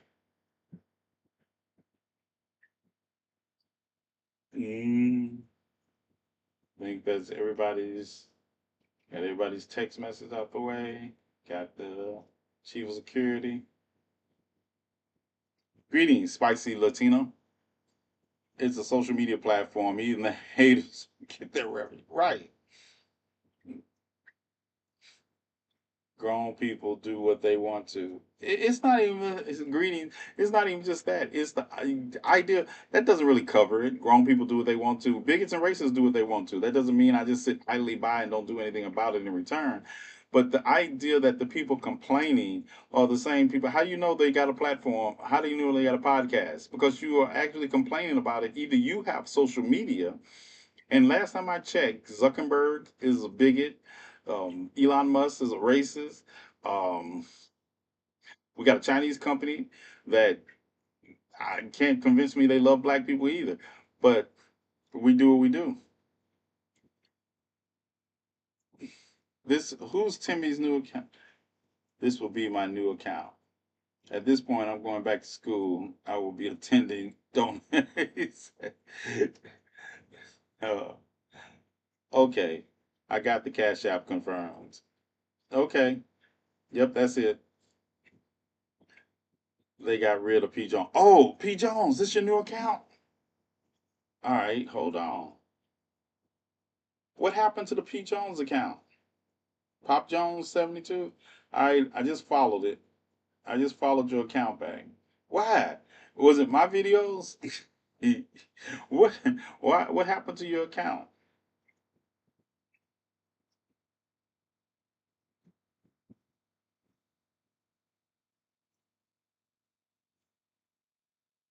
That was my troll account. Oh, okay. All right. Yeah, I just followed your account. Did they Thanos your account?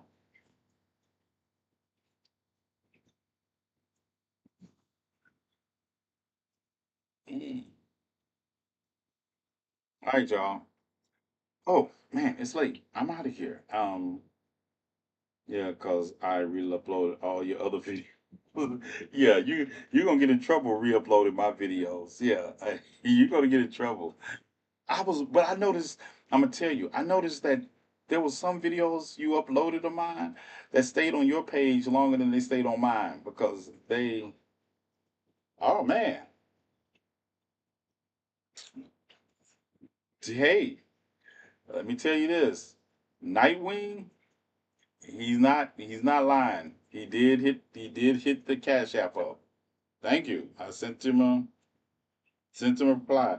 Oh, your initials PZ? I don't want your whole name. Is your initials PZ? Y'all give thank you, Nightwing. Yes, okay. I'm not gonna say your name, but yeah, you got it right. Thank you. Yep. So you put your money where your mouth is. Yeah. Did you see where Muskrat is going after other? Yes, I was gonna talk about that, but I'm laughing. Yes, I did. He's good. He's good, Olivia. Don't he paid for his indiscretion. All right, listen. Um, Yeah, I saw that. I got the post too, because he said anybody who votes for this big beautiful bill, that he's going to make sure the last thing he does that he basically supports any candidate runs against them. That's fine, but he's still going to be Republicans. Uh, he's still going to report most Republicans. But I'm gonna tell you who I was actually impressed by was a senator that was from North Carolina when Trump was talking all that shit. He said, "I ain't running for re-election anyway. Fuck you." He basically said, "I ain't running for re-election. Fuck you." Yeah, yeah. So, right, right. Okay. All right, you all. We're out of here. I'll see you later today, later tonight. If anything comes up, end of broadcast. Okay, my chief of security telling me to get out of here. First, we're gonna log out of. We gotta log out of YouTube. YouTube. Thank you. All right, y'all have a good one.